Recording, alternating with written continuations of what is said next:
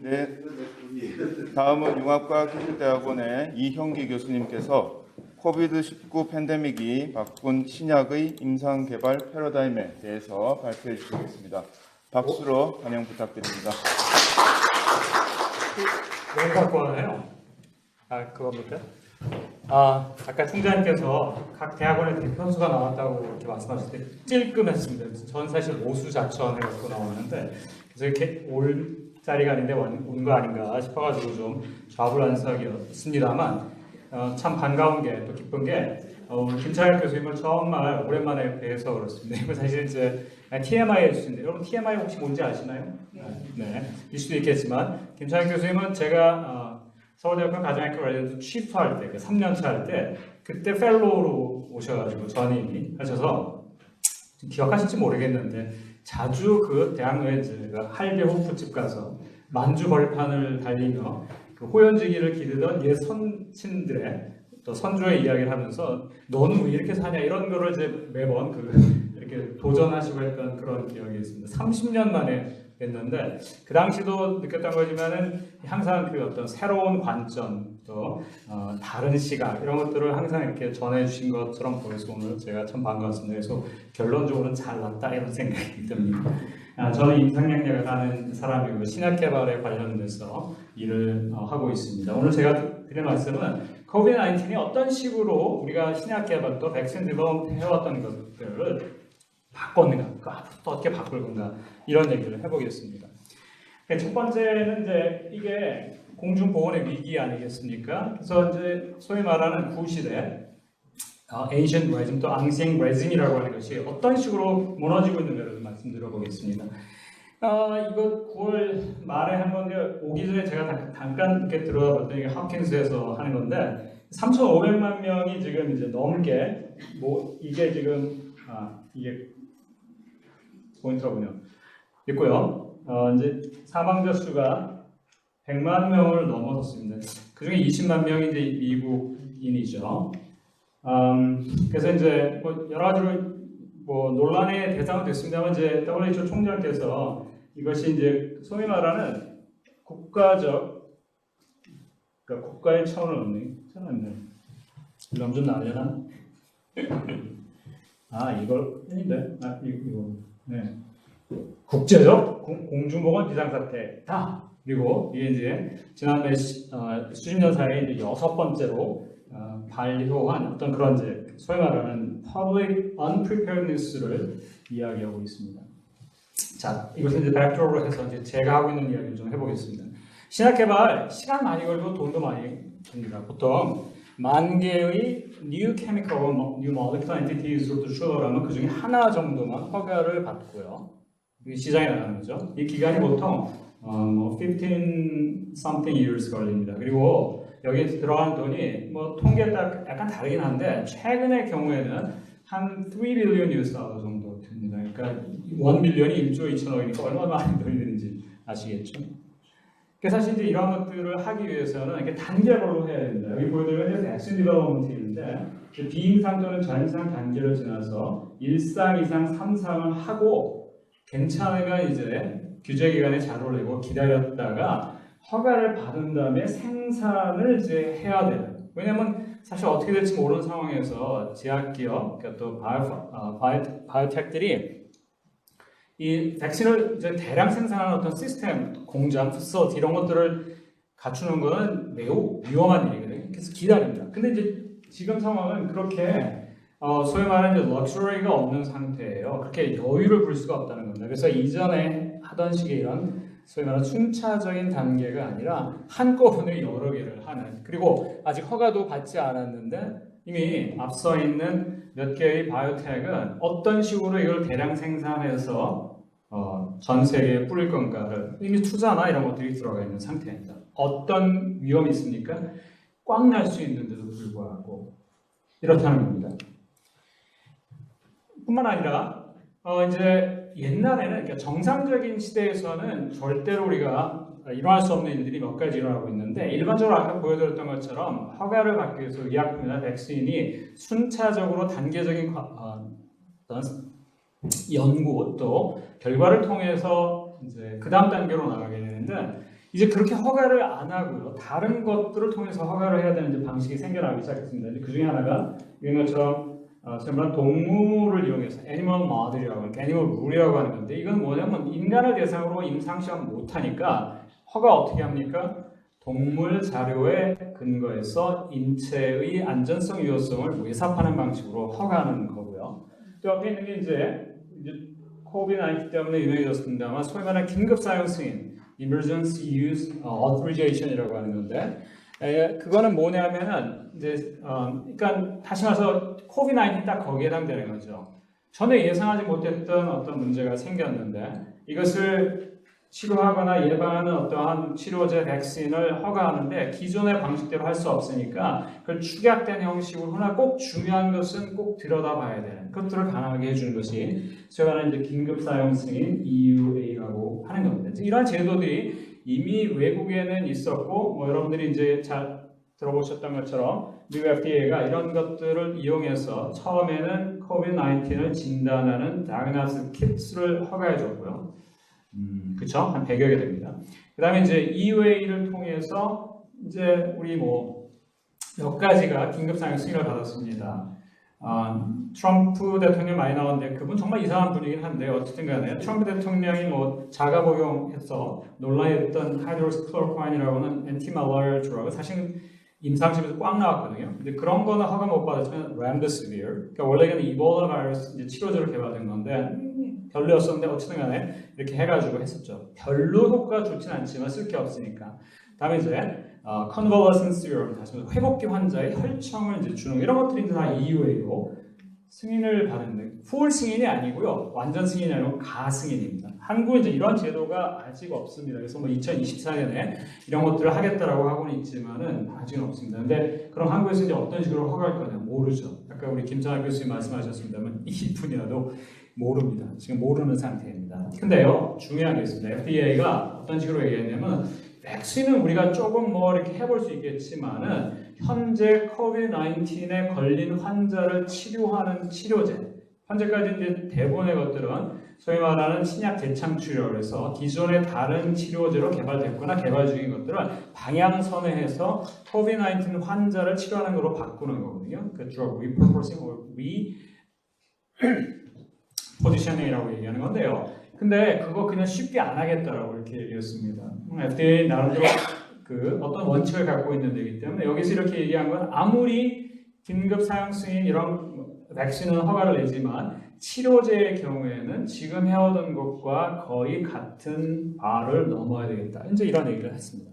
자, 어쨌든 간에 지금까지 해왔던 첫 번째 얘기는 뭐냐면 옛날에 이렇게 단계별로 해왔던 것들이 왕창 무너져서 한꺼번에 해야만 되는 상황이 되었다. 그러니까 옛날처럼 여유있게 신약 개발, 백신 개발할 수 없는 상황이 된다. 두 번째, 물량 공세와 속도 전입니다. COVID-19을 치료하는 또는 예방하는 방법은 여기 것은 네 가지입니다. 그냥 보존적으로, 그러니까 환자가 숨차다고 하면 산소 주고, 염증이 심하면 뭐 덱사메타존이 이제 최근에 아주 관심을 받는데 스테로이드거든요. 뭘 주거나 또 아까 말씀드렸던 신약 재창출이요. 그 다음에 새로운 약 개발. 근데 새로운 약 개발은 너무 어렵습니다. 그다음에 이제 백신이지 네 가지 정도가 있는데 지금 현재 전 세계에서 여기 보이는 것처럼요. 현재 지금 한 더 올라가지고 한 2,300~400건 정도의 임상 시험이 동시다발적으로 수행되고 있습니다. 전부 다 COVID-19을 겨냥한 것들입니다. 옛날에 한 번도 보지 못했던 그러한 집중 물량 투여입니다.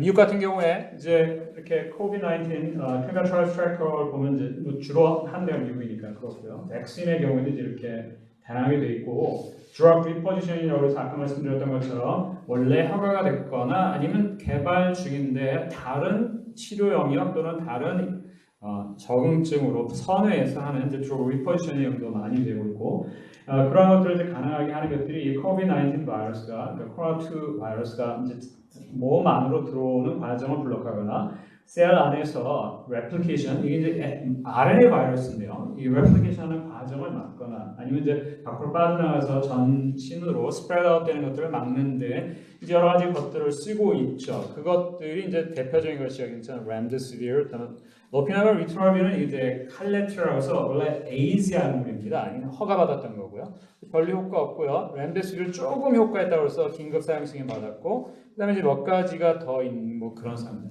클로로콰인, 엔티말라리아 드럭은 효과 없더라고 나왔고요. 오케이, 이제 이런 것들을 이제 하고 있는데, 근데 백신이 이제 관심사입니다. 여러분, 폴리오, 소아마비가 처음에 아이덴티파이 나고 백신 나기까지 70년 걸렸습니다. 이볼라 바이러스는요, 작년인가 아마 허가를 받았는데요. 이거 17년 걸렸거든요. 처음 사스요. 2003년인가 4년. 16년 지났는데 아직 백신 못 만들었어요. 한국에 메르스라는 메르스요. 중동, 미들이스트. 그것도 이제 코로나 바이러스 사촌인데 여기는 형제고 여기는 사촌입니다만 여기도 아직 5년 지났는데 못 만들었어요. 백신 허가받은 거 없습니다. 그런데 지금 어떤 걸 하려고 하느냐? 1년 또는 1년 반 사이에 코비드-19을 예방하는 백신을 개발했다는 겁니다. 인류 역사에 한 번도 없었던 그런 일입니다. 가능할지 안 가능할지 모르겠습니다. 근데 뭐 제가 이제 수정 구술을 보고 있는 건 아니니까. 그러나 지금 보면은 비교적 가능해 보인다라고 하는 겁니다. 사실 이게 올해 3월 달에 이게 되겠는가 싶었는데 실제로 보니까 지금 한 서너 개는 거의 허가 단계까지 와 있습니다. 물론 이제 제일 앞서 있었던 애스트라제네카가 옥스퍼드라고 하는 영국 대학이랑 같이 만들었던 침판지에서 유래한 아데노바이러스를 벡터로 사용해서 주는 이 백신은 이제 중간에 좀 삐끗했죠. 이게 뭐냐면 이제 소위 말하는 횡단성 척수염, 트랜스퍼스 마이오라이티스라고 해가지고, 그다음 이제 운동신경이나 감각신경에 마비가 오는 질병인데 심각한 그 부작용이죠. 그러니까 안전성 이슈인데 그 때문에 클리니컬 홀드라고 해서 임상시험을 중단하도록 요청을 받았고, 영국, 브라질, 그다음에 인도는 그게 이제 풀렸는데 미국은 아직도 안 되고 있습니다. 그래서 약간 좀 주춤하지만 그 문제 잘 해결할 것 같고요. 지금 제일 앞서 있는 데는 파이저라고 하는 데가 BNT라고 하는 독일 회사랑 같이 하고 있는 mRNA 백신입니다. 그다음 그 뒤로 있는 게 모더나라고 역시 미국 회사인데 하고 있는 또 다른 형태의 mRNA 백신이 있고, 이게 지금 파이저 거는 10월 중에 3, 4 임상시험 결과가 나올 거로 예상하고 있고, 모더나 거는 11월. 따라서 올해 안에 적어도 2개 정도의 백신이 규제기관으로부터 클리어링 허가는 받을 수 있을 것 같다, 이런 생각입니다. 물론 허가가 대량 생산, 투여 이거랑 동일시되는 건 아닙니다. 이 백신은 여러 가지 로지스틱스가 관련되어 있기 때문에 그렇게 쉽게 할 수 있는 건 아닙니다. 어쨌든 지금 현재 전 세계 보니까 여기 뭐 숫자 대충 더해보면은 얼마나 나오네? 한 50여 건 정도가 그 아주 액티브하게 백신 디벨롭먼트를 지금 하고 있는 상태입니다. 자, 이 과정을 통해서 그 전에 해보지 못했던 새로운 경험을 인류가, 그러니까 호모 사피엔스라고 하는 종이 경험을 하고 있다는 사실입니다.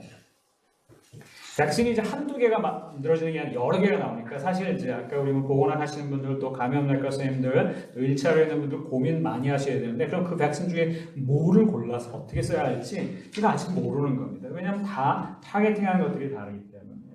그 다음에 아까 말씀드렸던 것처럼 백신을 어떤 데서 허가를 받는다고 쓸 수 있는 게 아니라 전 세계에서 생산해서 뿌려줘야 됩니다. 따라서 생산 공정을 단순하고 모듈러하게 만들어야만 미국에서도 한국에서도 또 아프리카에서도 동일한 레시피 프로세스에 따라서 백신을 만들 수 있게 되는 거죠. 그거 챌린지입니다.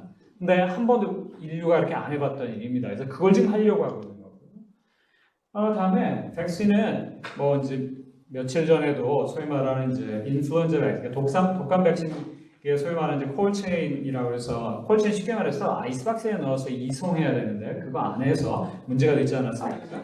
근데 지금 이제 코비드-19 백신은 더 큰 이슈가 있는데요. 아까 말한 파이저거나 모더나 거는 mRNA 백신이고요. 이거는 안전성이 아니라 안정성, 스테로이드가 떨어지기 때문에 얼려서 보내야 됩니다. 그러니까 우리가 한 번도 경험해보지 못했던 새로운 형태의 콜체인이 필요하고, 그 로지스틱스, 운송에 관련된 것들은 정말 머리가 아픈 그런 상황입니다. 그래서 여기에 관련해서 많은 사람들이 협조하고 돕지 않으면 안 되는 그런 상황입니다.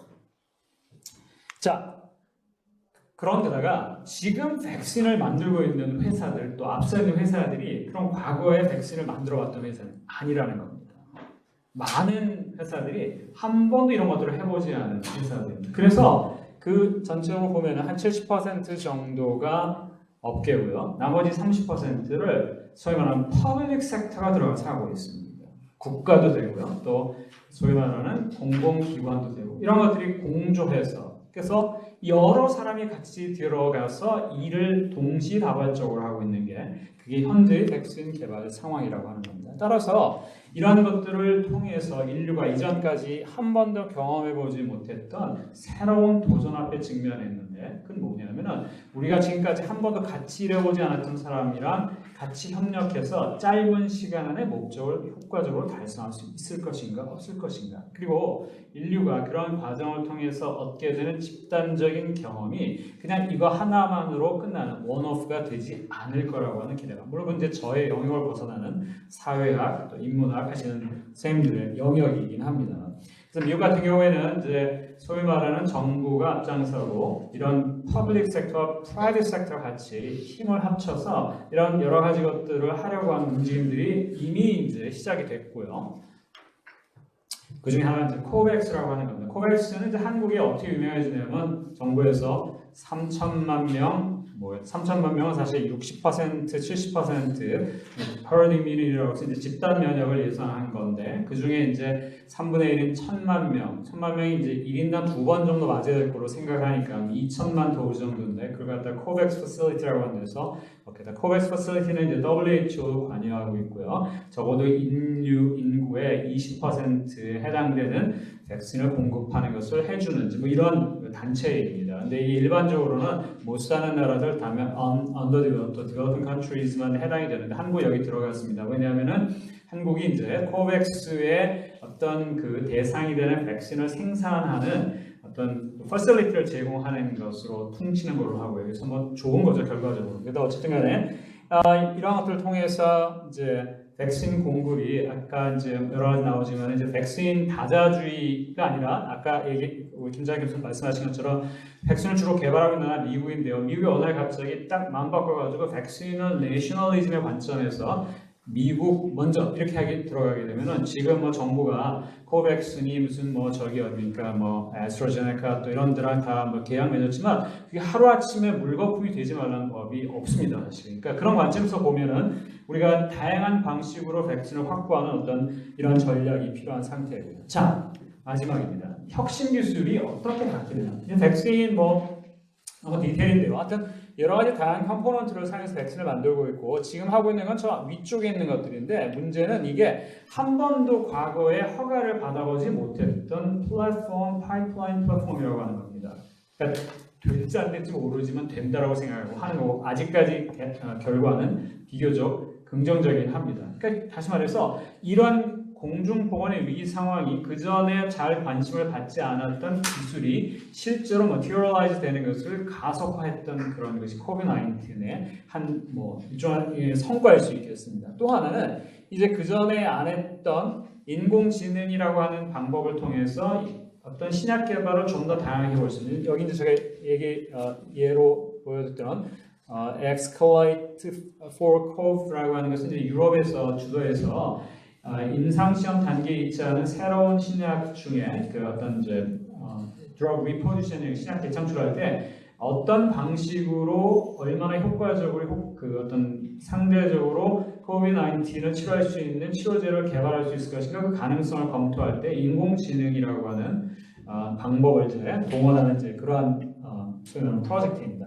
또 하나는 이제 우리가 이제 겪게 될 것 중에 하나가 이제 이건데요. 뭐냐면은 많은 임상 시험이 신약을 개발하기 위해서 꼭 필요하죠. 백신 개발에도 필요한데 다 현재까지는 모든 자료 수집이 병원이라고 하는 현장에서 이루어졌는데 이제 COVID-19 때문에 병원에도 못 가고요. 병원에 오지 말라고 하고요. 그럼 환자 약은 어떻게 받나요? 약도 어떤 식으로 보내야 되는지 뭐 이런 것들이 소위 말해서 이전에는 한 번도 해보지 않았던 remote 또는 여기 있는 것처럼 virtual한 clinical trials 그러니까 소위 말하는 그러니까 병원에서만 데이터를 모아야 되는 것이 옛날 방식이었는데 이제 그러한 것들이 아닌 다른 방식으로 임상시험에서 안전성과 유효성을 확보하고 임상시험에 들어오는 환자들을 매니지먼트해야 되는 어떤 그런 필요성이 생기게 됐다. 이건 뭐 인류가 선택한 것이 아니라 그런 어떤 공중보건의 위기가 결국은 강제로 선택하도록 만든 그런 것들이 되겠습니다. 그래서 오래전부터 이런 가상 임상시험의 가능성은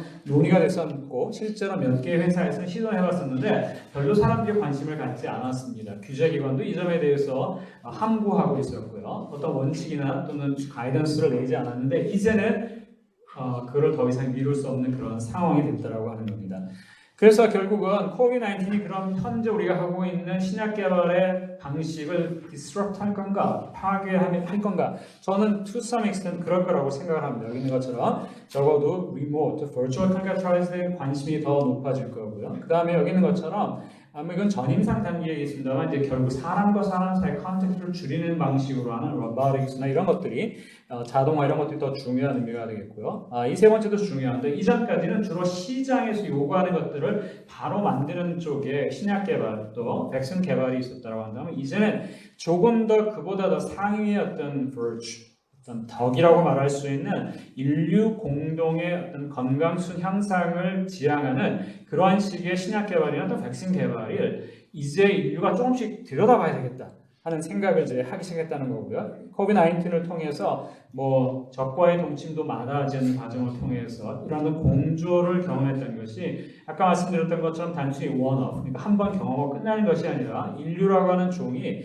계속적으로 체득해가는 어떠한 원리로 받아들여질 가능성도 있겠다. 그러면은 우리가 지금까지는 주로 어떤 이득과 어떤 돈을 이제 벌기 위해서 신약 개발을 하던 것에서 또 백신 개발하는 것에서 이제 조금 더 대중 공중 어떤 보다 더 큰 집단의 이익과 건강 수준을 향상을 위한 어떤 신약 개발, 백신 개발도 점점 인류가 생각해봐야 되는 그런 시점으로 나아가지 않을까 이렇게 기대하고 있습니다. 정리하는 마지막 슬라이드이고요. 이렇게 네 가지를 말씀드렸고요. 특별히 이제 제인턴 학생이 자료조사와 그다음에 여러 가지 것들을 많이 도와주셔서 정현 학생 제가 마지막에 끝까지 하겠습니다. 네. 질문 있으시면 손들어서 해주시면 될 것 같습니다. 너무 무식한 질문인데요. 저는 문외한이어서 왜 이렇게 신학들은 이름이 어려운가요? 너무 잘하셔서 저는 도저히 발음을 못 따라가요. 네. 한 번도 저 생각해보지 못했던 질문인데요. 그러게 말입니다. 약간 좀 튀어보려고 하는 것도 있을 것 같고요. 약의 성분하고 무관한 건가요? 그러니까 약의 이름은 크게 두 가지인데요. 성분을 지칭하는 이름이 있고요. 상품명이 따로 있습니다. 그래서 이제 성분명은 일반적으로 어떤 특정한 치료 영역에 따라서 공통적으로 따르는 이름이 있고요. 그러니까 공통으로 갖고 있는. 근데 이제 상품명은 거기에 조금 이제 더 이렇게 추가되는 거죠. 근데 이제 글로벌 기업에서 상품명을 정할 때 전 세계에 다 서베이를 합니다. 그래서 혹시 어떤 이름이 다른 나라에서 혹시 이렇게 좀 문제가 되는 이름이 아닐까 이런 것들을 다 조사해서 하기는 합니다. 글쎄요, 한 번도 그걸 왜 그렇게 어렵게 만든 아닙니다. 네. 재미있는 질문이었습니다. 네, 여기도 예.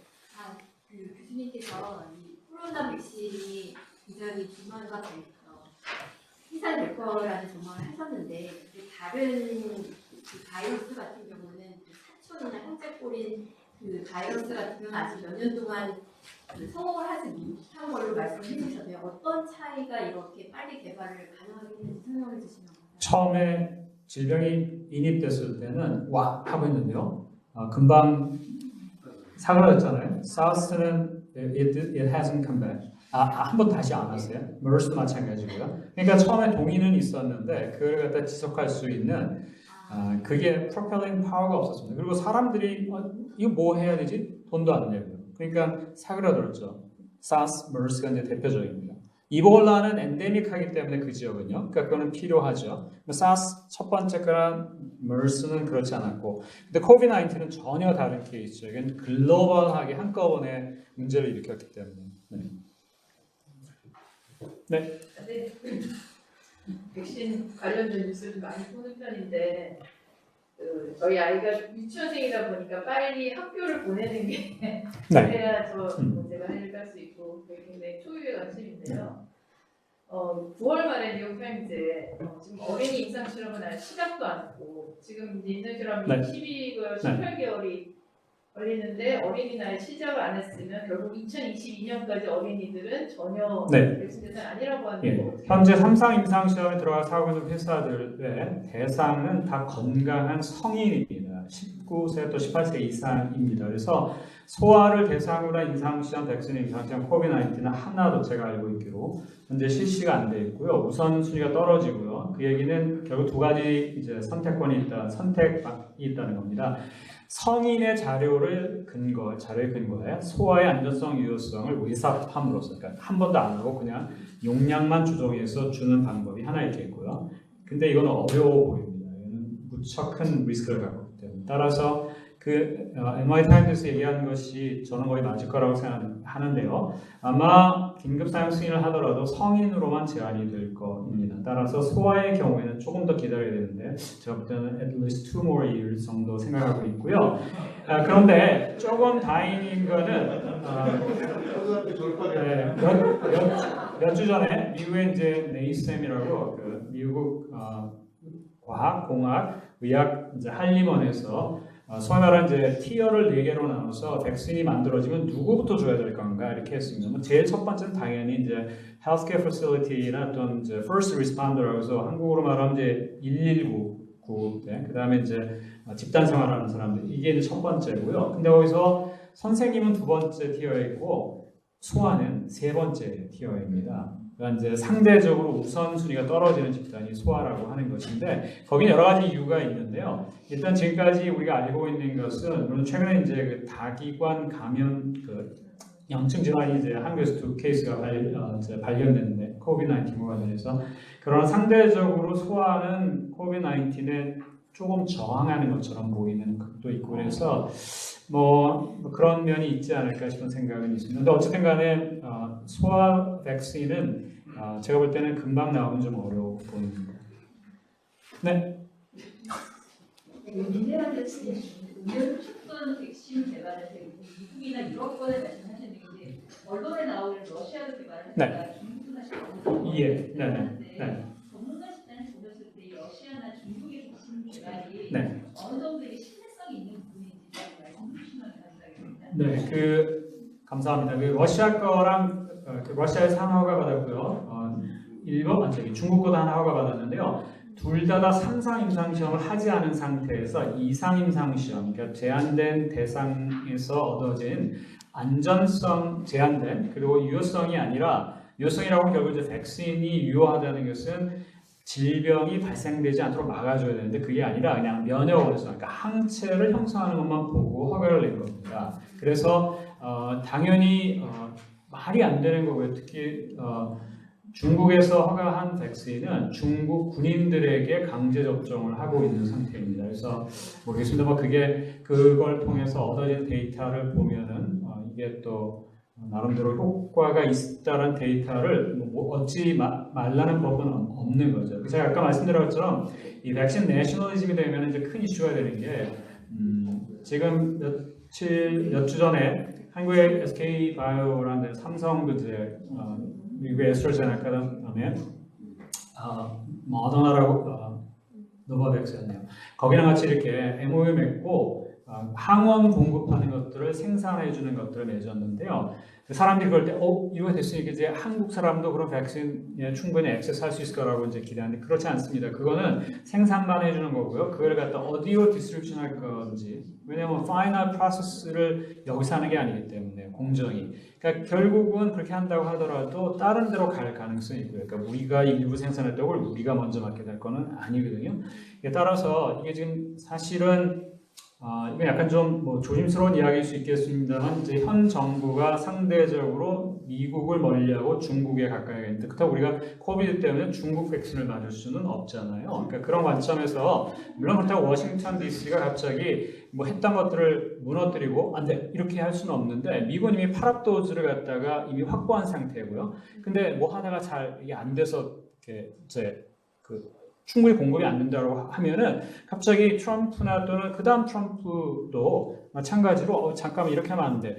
America first 이렇게 하게 되면은 백신이 공급이 안 될 수도 있는 가능성이 있습니다. 사실 이건 좀 약간 다른 얘기지만은 사실 외교적인 수단을 다 동원해서 지금 여러 가지 형식으로 이러한 것들을 확보하는 것이 매우 중요한 이슈입니다. 공중보건의 관점에, 그러니까 백신 확보라는 관점에서. 네. 네, 마지막 질문. 네, 신종플루를 보게 되면 백신과 치료제가 동시에 조금 같은 비중으로 되지 않았나 저는 이렇게 그냥 이해를 하고 있는데 어떤 걸 보시는? 신종플루가 나왔을 때 네네네. 그 치료제도 네네네. 있었고 네네. 또 나름대로 그 네. 독감 백신도 예, 있었고요. 있었는데 코로나 경우는 지금 교수님 발표를 들으면은 이 두 개의 양쪽의 어프로치가 밸런스가 좀 맞지 않는 것 같아요. 네. 왜냐면요, 의미가 있는 네. 신약은 지금 너무 시간이 많이 걸리고 있고요. 뭐 지금 리제너레이라는 회사가 이제 항체 칵테일, 그 트럼프 대통령이 맞았는데요, 고용량으로. 뭐 그거는 조금 200여 명 데이터가 있습니다만, 그게 사실 이제 허가를 받기까지는 사실 10년 가까이 걸리지 말라는 법은 없습니다. 그러니까 왜 그런 백신을 지금 이렇게 먹었느냐? 신약 재창출을 해보려고 했는데 믿었던 약들, 뭐 람데시비르, 그다음에 하이드로스클로파인, 뭐 그다음에 칼레트라 이런 것들 다 날라갔거든요. 람데시비르 조금 그냥 보존적인 효과만 있다고만 알고 있습니다. 그러니까 뭐 기댈 데는 어디 있습니까? 결국은 건강한 사람들에게 백신을 맞추어서 항체 효과를 높이고 그걸 통해서 집단 면역이 형성되도록 하는 것이 코비드-19이 더 이상 인류에게 이제 어떤 그 위협적인 존재가 되지 않도록 하는 가장 뭐 좋은 방법이니까 그렇습니다. 현실적으로 그런 겁니다. 네, 감사합니다. 그 모든 국민이 수고대하는 백신 개발에 대해서 굉장히 인포메이티브한 말씀을 해주신 우리 이형규 교수님께 박수로 감사합니다.